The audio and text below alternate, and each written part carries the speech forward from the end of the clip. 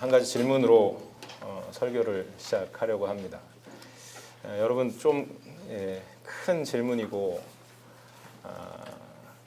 또 사실은 대답하기 조금 어려운 질문일 수도 있는데 여러분 기독교가 뭐라고 생각하시나요? 또 한 가지 질문을 드리면 더 제가 난해하게 해드릴 텐데 여러분 신앙한다는 것이 뭐라고 생각하시나요? 여러 가지 답들이 나올 수 있을 것 같습니다. 너무 큰 질문이기도 하고 또 이 질문에 대해 답한다고 해도 이야기할 것들이 너무나도 많기 때문이죠. 오늘 말씀에서는 이 질문에 대한 답을 좀 찾으려고 합니다. 특별히 부탁드리고 싶은 것은 사실 오늘 본문 말씀이 오늘 설교로 들어가는 도입의 역할만 하게 될 겁니다. 자세히 보지는 않을 겁니다. 성경을 딱 한 번만 오늘 우리 전 집사님이 읽으신 것처럼 딱 한 번만 보고 오늘 저와 함께 성경 전체에서 풀어지는 이야기들을 나누게 될 텐데 그 이야기에 집중할 때 하나님의 은혜가 우리 모두에게 있기를 주님의 이름으로 축원드립니다. 아멘이시죠? 오늘 본문에는 우리가 잘 아는 한 사람이 나옵니다. 그 사람은 바로 스데반이죠. 여러분 또 한 가지 질문을 드리면 스데반이 무슨 이유로 죽임을 당한 걸까요? 스데반이 왜 죽음을 당했을까요? 질문 안 하셔도 돼요. 대답을 안 하셔도 됩니다. 제가 말씀을 드리죠. 오늘 우리가 읽었던 사도행전 7장 54절에서부터 70절까지 말씀이 사실은 60절까지 말씀이 사실은 스데반이 왜 죽었는지에 대해서 우리에게 이야기해 주고 있습니다. 오늘 말씀을 요약하자면 이런 겁니다. 너희 조상은, 그러니까 스데반이 유대인들에게 이렇게 이야기하는 거죠. 너희 조상은 하나님의 선지자들을 죽였고 너희는 예수 그리스도를 죽였다라는 겁니다. 사실은 그 말 속에는 그것을 인정하고 회개하라는 요구가 있는 것이죠. 그런데 그 말을 한 후 스데반은 수많은 유대인들이 던진 돌에 맞아 죽음을 맞이합니다. 이렇게 수많은 유대인들이 돌로 쳐서 스데반을 죽인 이유가 뭘까요? 우리가 봤던 것처럼 바로 거짓에 의해서 감춰진 유대인들, 이스라엘 백성들의 깊은 패부를 스데반이 들춰냈기 때문입니다. 한마디로 이야기하면 스데반이 그 유대인들의 실상, 그들의 조상이 선지자들을 죽이고 그리고 그들은 예수 그리스도를 죽였던 그들의 깊은 패부에 있는 죄의 실상을 들춰내고 그 진실을 드러냈기 때문인 것이죠. 오늘 우리가 성경을 통해서 봤던 스데반뿐만이 아니라 성경의 수많은 하나님의 사람들 역시 사실은 동일합니다. 스데반과는 상황과 처지가 다르고 보여지는 모습이 다르고 그 방향은 다르지만 스데반처럼 진실을 말하거나 진실을 살아내기 위해 쓰거나 진실을 지키거나 그 진실을 추구한 사람들이었습니다. 참고로 진실의 사전적 정의는 거짓이 없는 사실이죠. 사실은 거짓이 없는 그 사실을 이야기하고 지키고 추구하다가 때로는 수많은 사람들이 죽기도 하고 때로는 수많은 사람들이 고통을 당하기도 했습니다. 물론 그렇지 않은 경우도 많이 있었죠. 하나님께 큰 복을 받고 하나님의 은혜 가운데 머물렀던 사람들도 많이 있었습니다.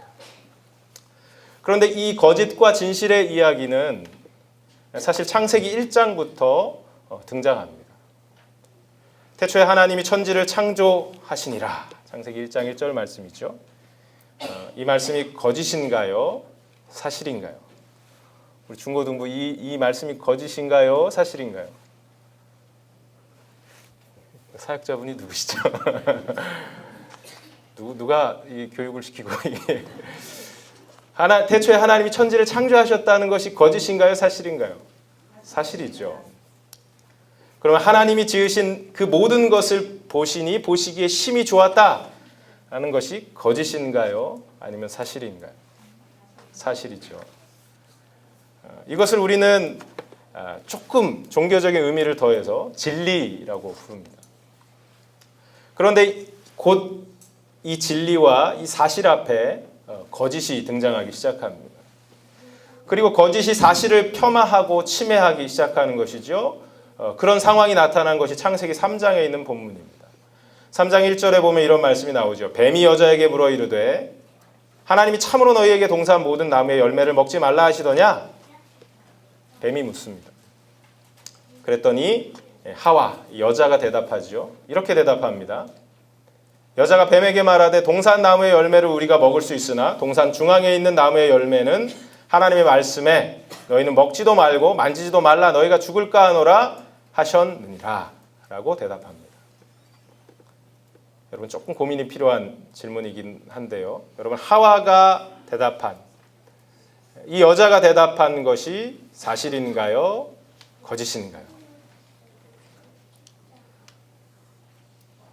거짓입니다.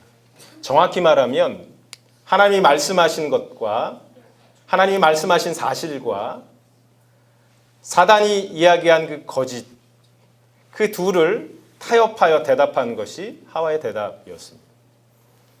그리고 곧 사단에 의해서 하와가 인정했던 그 거짓이 하나님이 말씀하신 사실을 뒤엎어 버리죠. 그래서 이렇게 이야기합니다. 뱀이 여자에게 이르되 너희가 결코 죽지 아니하리라. 너희가 그것을 먹는 날에는 너희 눈이 밝아져 하나님과 같이 되어 선악을 알 줄 하나님이 아심이니라. 라고 완벽하게 하나님의 사실이 하나님이 말씀하신 그 진실이 그 진리가 사단에 의하여서 전복되어지는 것이죠. 그 결과 인간은 눈이 밝아져서 하나님과 같이 되는 것이 아니라 눈이 어두워져서 하나님을 볼 수 없게 되었습니다. 하나님과의 관계가 끊어져 버린 것이죠. 곧 거짓에 의해서 사실이 진실이 가리워질 때 처참한 결과가 초래되는 것입니다. 흔히들 이러한 상태를 우리 기독교인들이 잘 아는 신학적인 용어로 이 상태를 타락이라고 이야기하죠. 이제 이러한 맥락을 성경의 전체 그림 속에 한번 적용시켜 보려고 합니다. 성경은 우리가 잘 아는 것처럼 창조와 타락과 구속이라는 세 가지 큰 그림으로 설명할 수 있습니다. 창조라는 것은 우리가 이야기한 것처럼 궁극적인 진리요, 궁극적인 사실이고 진실입니다. 그러나 타락이라고 하는 것은 우리가 앞에서 살펴본 것처럼 그 진실이 전복되어지는 것, 그 진실이 가리워지는 것, 곧 거짓입니다. 그렇다면 말씀드린 구속은 뭘까요? 구속은 바로 진리, 곧 사실을 가리우고 있는 거짓을 걷어내는 역사가 바로 구속의 역사인 것입니다. 구속은 거짓으로 뒤덮인 진리를 예수 그리스도가 또는 예수 그리스도를 통해서 그 거짓의 실상이 폭로되고 그 진리를 드러내는 것이라는 말씀이죠. 그것이 바로 예수 그리스도께서 이 땅 가운데서 하신 일들을 진실이라는 관점에서 우리가 설명해낼 수 있는 것입니다. 예수님이 이 땅 가운데 오셔서 공생애를 시작하며 외치신 말씀도 이러한 맥락에서 이해할 수 있습니다. 예수님이 공생애를 시작하시며 처음 외치신 말씀이 어떤 말씀이죠? 회개하라, 천국이 가까이 왔느니라 하는 말씀입니다. 이 말씀을 오늘 맥락으로 설명하자면 이런 것이죠. 거짓으로 가리워지고 거짓으로 가득한 이 세상 가운데 예수 그리스도를 통해 그 거짓의 실상이 발가 벗겨지듯이 드러나고 하나님 나라의 진실이 도래했다는 것입니다. 그러니 그 거짓에서부터 지금 인간들이 머물고 있는 거짓에서부터 돌아서라는 요구가 바로 회개하라, 천국이 가까이 왔느니라 라는 말의 의미인 것이죠. 예수님이 이 땅 가운데 오셔서 하신 일은 거짓이 없는 사실, 거짓이 없는 진리, 곧 진실을 회복시키신 것입니다. 이 세상에 대한 진실, 또 하나님에 대한 진실, 타락한 인간에 대한 진실, 그 외에 인간의 죄로 인해 감추어진 수많은 진리의 진실들을 말이죠.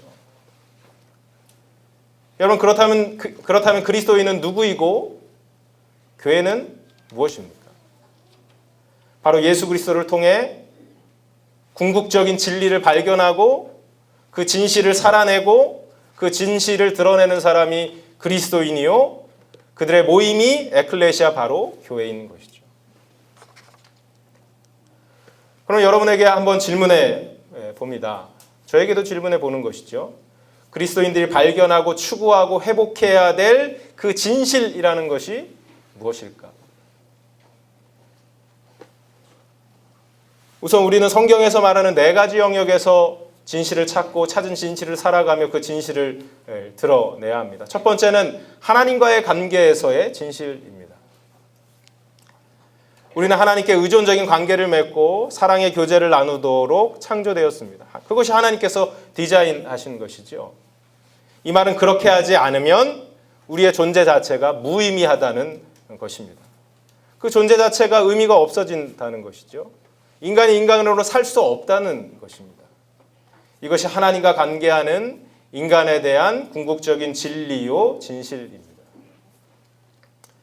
그런데 예수 그리스도께서 이 땅에 오시기 전까지 인간은 거짓의 아비인 사단인 뱀에 의해서 미혹된 아담과 하와의 잘못된 선택과 타협으로 우리가 잘 아는 것처럼 거짓과 속임의 자리에 있었습니다. 우리는 그것이 거짓인지도 모르고 그것이 속임인지도 모르고 그 자리에 그대로 있었습니다. 그 자리는 하나님이 없다고 이야기합니다. 그 자리에서는 하나님이 없어도 인간은 살 수 있다고 이야기합니다. 그리고 우리의 인생, 인간의 삶의 주인은 인간이라 라고 이야기하는 거짓의 자리였습니다.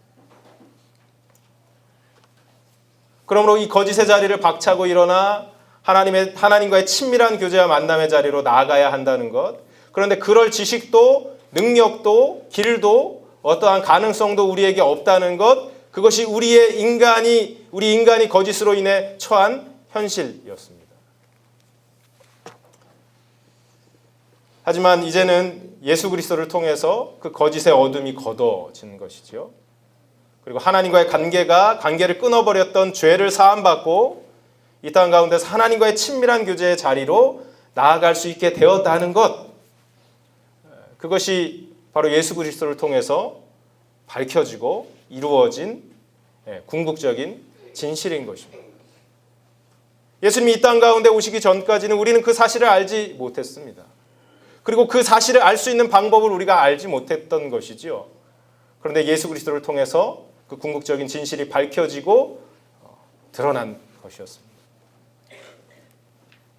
두 번째 우리가 추구해야 될 진실의 영역은 사람과의 관계에서의 진실입니다. 우리는 하나님과 관계를 맺을 뿐만 아니라 이웃들과도 화목한 관계를 맺고 또 사랑하며 살아가도록 창조되었습니다. 이것 역시 궁극적인 사실이고 진실입니다. 그러나 죄로 인해서 그 모든 것이 깨어지고 거짓으로 덮여버렸습니다.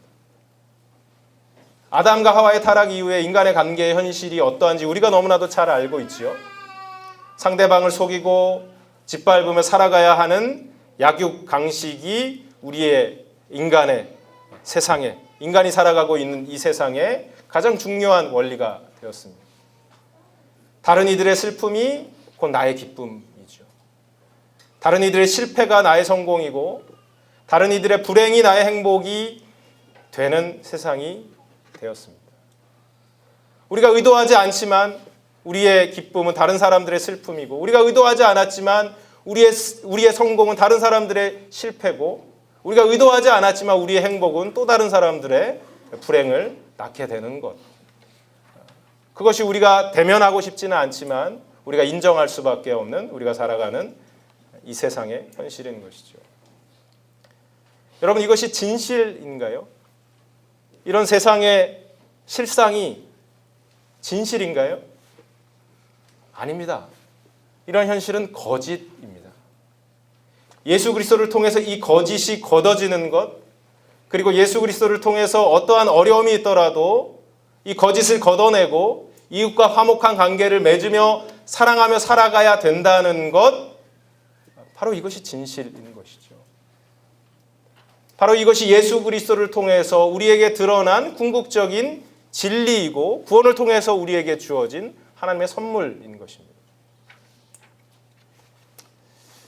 우리가 진실을 추구해야 될 세 번째 영역은 어떤 영역일까요? 주보에는 답이 없습니다. 제가 말씀드리죠.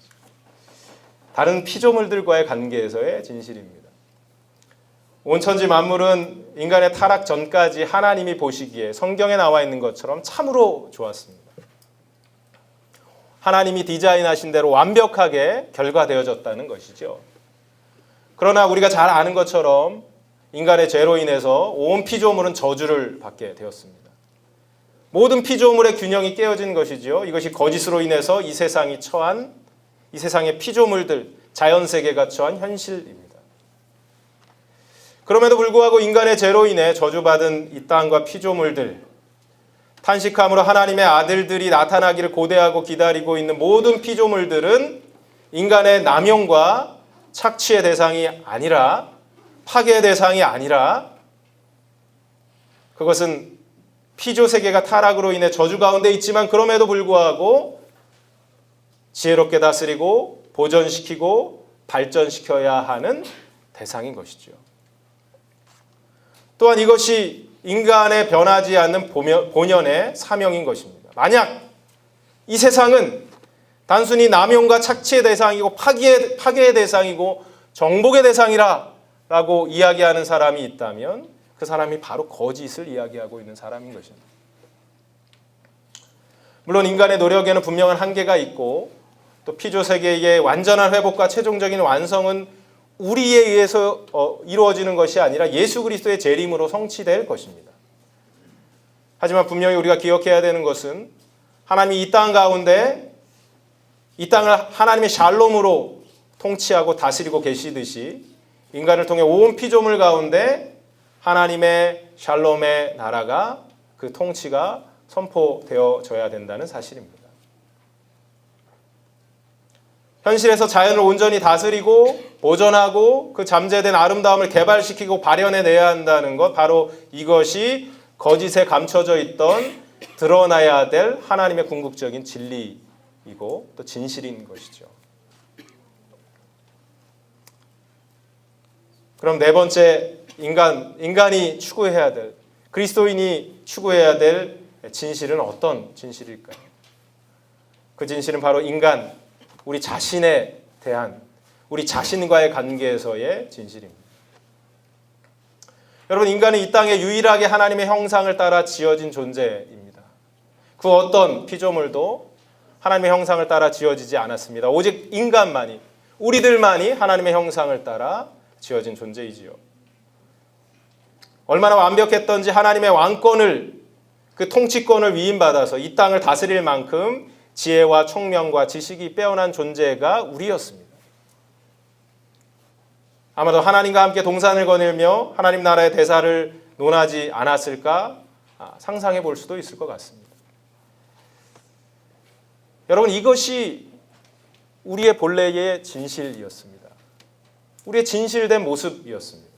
그러나 앞에서도 살펴본 것처럼 그 모든 것이 잘못된 선택으로 인해서 거짓으로 뒤덮였습니다.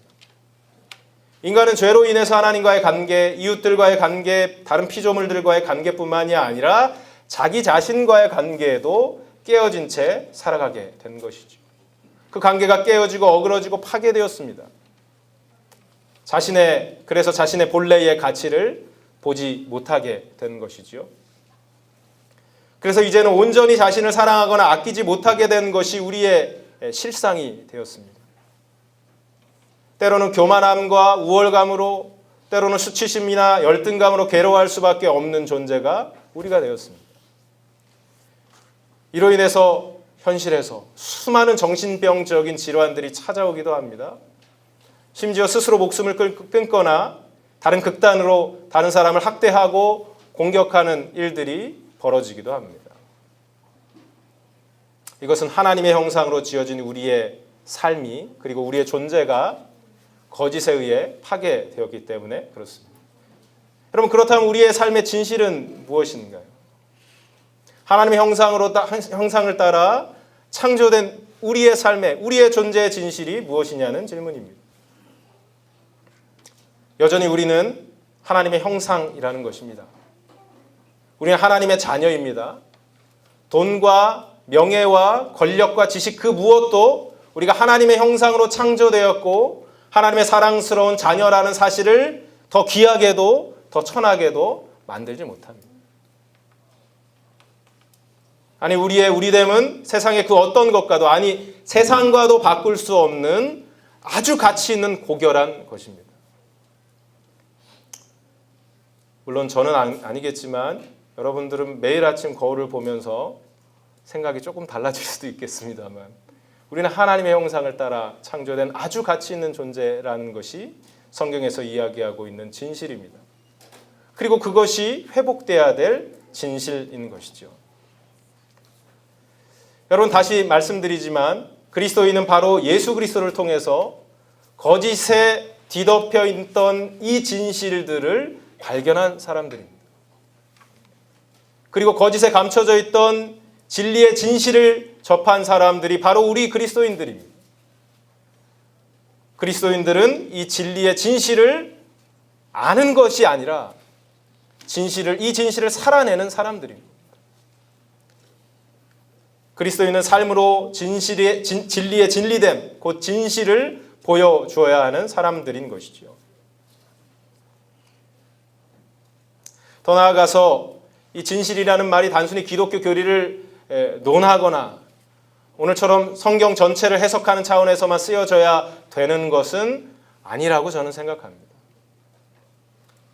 조금 더 일상적이고 실제적인 이야기를 한번 해보지요. 그리스도인은 궁극적인 진실을 발견한 자들이라 이야기했습니다.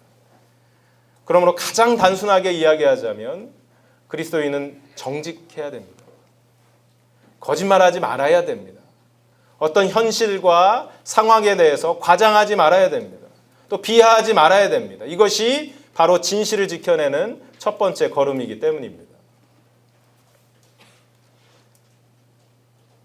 또한 정직하여 진실을 지킬 뿐만이 아니라 이 세상에 이미 거짓으로 뒤덮여 있는 이 세상의 거짓과 진상을 밝히는 모든 일들은 그 누구보다 그리스도인들에게 사명과도 같은 일이 되어야 합니다.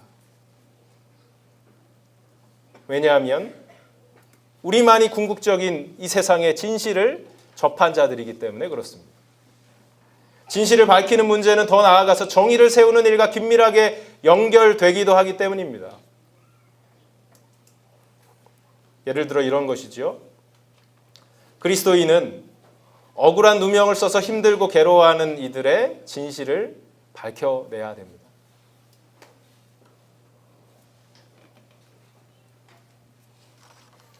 가난하고 힘이 없다는 이유로 정당한 대우와 처우를 받지 못하는 이웃들이 있습니다. 이들이 당하고 있는 현실은 거짓에 의한 불의입니다. 이 거짓의 출발은 누구였습니까? 거짓의 아비인 사단이었습니다. 그렇다면 그리스도인들은 그 진실을 밝히고 그들이 정당한 대우와 처우를 받게 해야 되는 것이 그리스도인의 사명인 것이죠. 혹 이런 경우도 있을 것 같습니다. 맡은 업무가 있을 경우에 맡은 업무의 영역에서 잘못된 간행으로 인해서 피해를 받는 사람들이 있을 수 있습니다. 잘못된 간행은 거짓에 의한 불의이죠. 그 거짓의 출발점은 어디였습니까? 바로 거짓의 아비인 사단이었습니다. 그렇다면 거짓에 의한 그 불의를 잠자코 두고 보는 것이 그리스도인들이 해야 되는 일이겠습니까? 그렇지 않습니다. 그리스도인은 그 관행의 거짓됨과 옳지 않음을 드러내고 진실을 바로잡아 피해를 받는 사람이 없도록 하는 것이 바로 그리스도인들의 책임이요 이 땅에서의 사명인 것이죠. 그리스도인은 예수 그리스도를 통해서 궁극적인 진실을 발견하고 진실을 맛보며 누리고 있는 사람들이기 때문에 그렇습니다. 여러분 좀 덩치가 큰 이야기를 시작해 보겠습니다. 과거 한국 정부에 설립되었던 대통령 직속의 특별기구들이 몇 가지가 있었습니다. 이 기구들은 대통령 직속으로 둘 수밖에 없을 만큼 중대한 사안들을 다루는 위원회들, 특별기구였습니다. 그중에 두 가지 위원회가 있었습니다. 한 가지는 군 의문사 진상규명위원회라는 위원회였습니다. 또 한 가지는 진실과 화해를 위한 과거사 정리위원회라는 기구가 있었습니다. 이 일이 얼마나 이 위원회에서 하는 일들이 얼마나 엄중하고 얼마나 무게감 있는 일이었는지 대통령 직속 기구로 두지 않으면 이 일들을 해결할 수 없었기에 이 기구는 대통령 직속 기구로 특별 기구로 설립된 위원회였습니다. 이 기구의 설립 목적은 굳이 설명하지 않아도 이름에 잘 나타나 있습니다. 우리나라 과거에 일제 강점기 때부터 시작하여서 군사 독재 시절을 거쳐오기까지 국가 기관에 의해서 저질렀던 거짓과 불의와 부패에 대한 진실들을 찾는 위원회였습니다. 여러분, 제가 이 두 기구를 예로 드는 것은 다른 이유가 아닙니다. 누가 이 일을 제일 잘할 수 있을까라는 질문을 하고 싶어서 그렇습니다. 여러분, 누가 이 일을 제일 잘할 수 있을까요? 저는 이 일이 바로 그리스도인이기에 사명감을 가져야 할, 그래서 그 누구보다 열심을 내야 하고 헌신해야 하는 일이라 생각합니다. 왜냐하면 그리스도인은 예수 그리스도를 통해서 이 거짓된 세상의 궁극적인 진실을 발견하고 그 진실을 맛보고 그 누구보다 그 진실을 누리고 있는 사람들이기 때문에 그렇습니다. 또 한 가지 예를 마지막으로 한번 들어보겠습니다. 올해로 2주기를 맞은 세월호 사건도 마찬가지이죠. 지난 2014년 4월 16일 대형 여객선인 세월호의 침몰로 수많은 사람들이 304명의 생태 같은 자식과 가족들을 잃었습니다. 하지만 2년이 지난 올해까지 이상하게도 그 침몰의 진실은 아직 밝혀지지 않고 있습니다. 유가족, 당사자인 유가족뿐만이 아니라 수많은 국민들이 이상하게도 그 사건 앞에 같이 마음 아파하고 있을 뿐입니다. 시간이 지날수록 진실이라 이야기했던 것이 거짓임이 드러나고 있습니다. 그 진실은 여전히 감춰져 있고 언론을 통해서 그 진실을 감추려는 자들이 여전히 준동하고 있다는 사실들을 우리가 접하게 됩니다.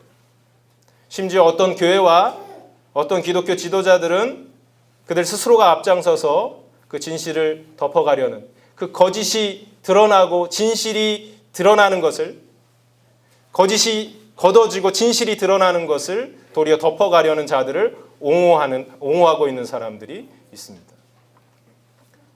여러분, 우리가 진정한 그리스도인이라면 이 사건에 대해서 어떻게 반응해야 될까요? 유가족과 실종자 가족들의 슬픔과 아픔을 함께하는 것 너무나도 소중한 일이고 하나님께서 우리에게 요구하시는 일이라 저는 확신합니다. 하지만 유가족과 실종자 가족들의 슬픔과 아픔을 함께하는 것뿐만이 아니라 세월호 침몰의 거짓 없는 사실과 거짓 없는 진실을 숨김없이 밝혀내는 것, 이것이 이 땅을 살아가고 있지만 예수 그리스도를 통해 궁극적인 진실을 발견하고 그 진실을 쫓아 살아가는, 아직 완성되지 않았으나 이미 임한, 그래서 물밀듯이 하나님의 나라의 통치가 이 땅 곳곳으로 밀려오고 있다는 궁극적인 진실을 알고 그에 복무하고 있는 우리 그리스도인들의 소명이요 사명인 것입니다. 물론 이 사건의 진실을 밝혀내는 역할은 다양할 수 있을 것입니다. 어떤 그리스도인은 일반 시민으로 진실규명 촉구 서명을 함으로 진실규명에 동참할 수 있을 것입니다. 어떤 그리스도인은 함께 자리하여 힘이 되어줌으로 진실규명에 동참할 수 있을 것입니다. 어떤 그리스도인은 시민단체 일원으로 그들을 돕고 보살피는 일도 할 수 있을 것입니다. 어떤 그리스도인은 정치인으로 진실을 규명하기 위한 정치적인 행보를 할 수 있을 것입니다. 또 어떤 그리스도인은 경찰관으로, 판사로, 검사로, 변호사로 법적인 차원에서 진실규명을 위한 실천을 할 수 있을 것입니다. 어떤 그리스도인은 언론인으로 사건의 진실을 추구하며 바른 정보와 소식을 전할 수 있어야 할 것입니다. 그래도 감사한 것은 예수 그리스도를 통해서 궁극적인 진실을 접한 수많은 그리스도인들이 하나님 나라의 백성으로서 그 소명과 사명을 감당하기 위해 거짓으로 덮여진 이 세상과 특별히 세월호 사건의 현장에서 진실을 밝혀내기 위해 애쓰고 있다는 것입니다. 여러분, 말씀을 마치려고 합니다. 여러분이 아는, 그리고 여러분이 믿는 기독교는 무엇입니까? 여러분이 알고 있는 신앙함이란 무엇이냐는 말씀입니다. 우리가 잘 아는 종교적인 여러 가지 말들로, 수많은 말들로 표현할 수 있겠지만, 저는 오늘 기독교 그리고 신앙함이란 예수 그리스도를 통해 드러난 하나님의 궁극적인 진실을 알기에 이 땅에서 모든 영역에서 모든 진실을 추구하며 그것을 누리고 그것을 드러내며 사는 것이라고 정리하고 싶습니다. 우리 그리스도인들 모두는 생의 한순간 한순간 이 질문에 정직하게 답하며 살아야 될 것입니다. 우리는 거짓으로 덧칠된 이 현실 앞에 이 세상의 궁극적 진실을 아는 자들로서 어떠한 상황 가운데서도 진정한 진실을 추구하고 말할 수 있어야 됩니다. 어쩌면 그 일은 아주 작은 일이 될 수도 있고 우리의 목숨을 걸 만큼의 큰 일이 될 수도 있을 것입니다. 그럴 때 우리는 어쩌면 세상으로부터 수많은 오해를 받을지도 모릅니다. 수많은 정치, 경제, 사회, 문화, 이데올로기적인 차별과 비난을 오롯이 감당해야 될지도 모릅니다. 어쩌면 오늘 본문에서 만났던 스데반과 같이 거짓의 무리들에 의해서 비참한 죽음을 당할지도 모릅니다. 여러분, 그럼에도 불구하고 우리는 그리스도인이기에 진실을 추구해야 합니다. 아니, 용감하게 진실을 추구할 수 있는 것, 있는 사람, 있는 존재는 바로 이 땅 가운데서 오직 예수 그리스도를 구주로 믿는, 우리 예수 그리스도를 구주로 믿는, 그리고 주인으로 모시고 살아가는 우리 그리스도인밖에 없는 것이죠. 죽음조차 진실을 추구하는 우리의 열정을 막을 수 없을 것입니다. 왜냐하면 그 죽음조차 우리를 침몰시킬 수 없는 존재임을 예수 그리스도께서 당신의 부활로 우리에게 말씀해 주셨기 때문입니다. 그리고 왜냐하면 우리는 예수 그리스도를 통해서 이 세상의 궁극적 진실을 알고 있는 자들이기 때문에 그렇습니다. 여러분, 기독교는 무엇입니까? 그리고 신앙함은 무엇입니까? 이 질문 앞에 정직하게 답하며 사시는 저와 여러분 되시기를, 그리고 주빌리 채플 공동체가 되기를 주님의 이름으로 축원드립니다. 기도하시겠습니다.